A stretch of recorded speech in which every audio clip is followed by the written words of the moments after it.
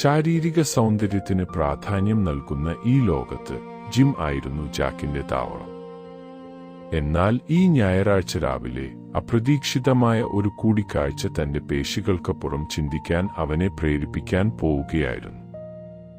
അബ്ബാ, ഈ സെറ്റ് ഗംഭീരമായിരുന്നു. ഞായറാഴ്ച തുടങ്ങാൻ ഇതിലും നല്ലൊരു വഴി വേറെയില്ല. അല്ല ജാക്ക്, ഇന്ന് നേരത്തെ തന്നെ നല്ല കഠിനാധ്വാനത്തിലാണല്ലോ. മാർക്ക്: അതെടാ, ഉച്ചയ്ക്ക് തിരക്ക് കൂടുന്നതിന് മുൻപ് തീർക്കാം എന്ന് കരുതി. നീ എന്താ ഇവിടെ? നീ പള്ളിയിൽ പോയിട്ടുണ്ടാകുമെന്നാണ് ഞാൻ കരുതിയത്.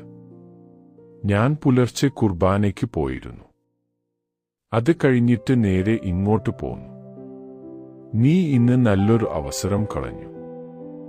സത്യം പറഞ്ഞാൽ മാർക്ക്, എനിക്ക് വേണ്ട ആത്മീയ സമാധാനം ഇവിടെ കിട്ടുന്നുണ്ട്. അല്ലെങ്കിൽ വീട്ടിലിരുന്നാലും മതി. ദൈവം എന്റെ ഹൃദയം കാണുന്നുണ്ടല്ലോ. 1 മണിക്കൂർ പള്ളിയിൽ പോയി ഇരിക്കേണ്ട കാര്യം എനിക്കില്ല. വ്യക്തിപരമായ പ്രാർത്ഥന പ്രധാനമാണ് ജാക്ക്. പക്ഷേ പള്ളി എന്നത് വെറുമൊരു കെട്ടിടമല്ല, അത് ആത്മാവിന്റെ ജിം ആണ്. ആത്മാവിന്റെ ജിം എന്നോ?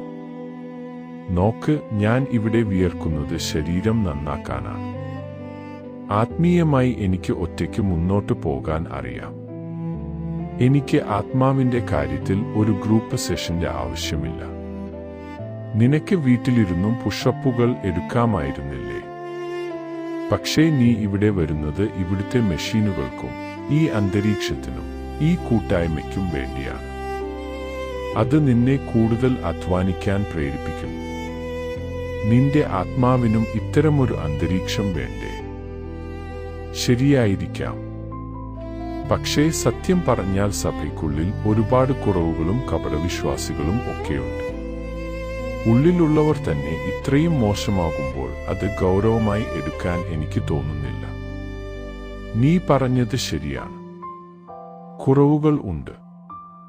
എങ്കിലും എന്നോട് ഒരു കാര്യം പറയൂ. നീ എപ്പോഴെങ്കിലും വിവാഹം കഴിക്കാൻ ആഗ്രഹിക്കുന്നുണ്ടോ? ഉണ്ട്, തീർച്ചയായും. പക്ഷേ അതെന്താ ഇപ്പോൾ ചോദിക്കാൻ?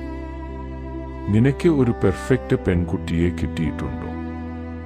ഒരു തെറ്റും വരുത്താത്ത ഒരാളെ? ഒരിക്കലുമില്ല. ആരും പൂർണ്ണരല്ലോ. എന്നിട്ടും നീ അവളെ വിവാഹം കഴിക്കുമോ? പിന്നെന്താ? അവളോടുള്ള സ്നേഹം കാരണം അവളുടെ കുറവുകൾ ഞാൻ ക്ഷമിക്കും. ഞങ്ങൾ ഒരുമിച്ച് വളരും. കൃത്യം.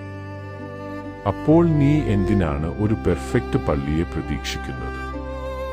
ഒരാളെ അവന്റെ കുറവുകളോടെ നിനക്ക് സ്നേഹിക്കാമെങ്കിൽ പള്ളിയിലുള്ളവർ അപൂർണരാണ് എന്ന കാരണത്താൽ നിനക്ക് എങ്ങനെ അവിടെ നിന്ന് മാറി നിൽക്കാൻ കഴിയും?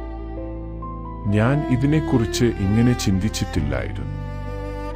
നിന്നെപ്പോലെ തന്നെ പൂർണ്ണരല്ലാത്ത എന്നാൽ നന്നാവാൻ ആഗ്രഹിക്കുന്ന മനുഷ്യരുടെ ഒരു കൂട്ടായ്മയിൽ നിനക്കും ചേർന്നുകൂടെ? നീ നിന്റെ ആരോഗ്യം നന്നാക്കാൻ ജിമ്മിൽ വരുന്നത് പോലെ തന്നെ. ഫിറ്റായതിനു ശേഷമല്ലല്ലോ നീ ജിമ്മിൽ ചേരുന്നത്, മറിച്ച് ഫിറ്റാകാൻ വേണ്ടിയാണല്ലോ. അതായത് അവിടുത്തെ ആളുകൾ പൂർണ്ണരല്ലെങ്കിലും എന്റെ ആത്മാവിനെ പരിശീലിപ്പിക്കാനുള്ള സ്ഥലമാണ് പള്ളി. അതെ, ഇത് നിന്റെ ശരീരത്തെയും ആത്മാവിനെയും ഒരേപോലെ സംരക്ഷിക്കുന്നതിനെക്കുറിച്ചാണ്. നീ ജയിച്ചു മാർക്ക്. എന്റെ ഞായറാഴ്ചത്തെ ഷെഡ്യൂൾ എനിക്ക് മാറ്റേണ്ടി വരും. എന്റെ ഏറ്റവും പ്രധാനപ്പെട്ട വർക്കൗട്ട് ഞാൻ മറന്നുപോവുകയായിരുന്നു. യഥാർത്ഥ കരുത്ത് വരുന്നത് എല്ലാ കാര്യങ്ങളിലുമുള്ള അച്ചടക്കത്തിലൂടെയാണെന്ന് ജാക്ക് തിരിച്ചറിഞ്ഞു. അന്നുമുതൽ അവൻ രണ്ടിലും ശ്രദ്ധിച്ചു, ശരീരത്തിനായി ജിമ്മും ആത്മാവിനായി പള്ളിയും.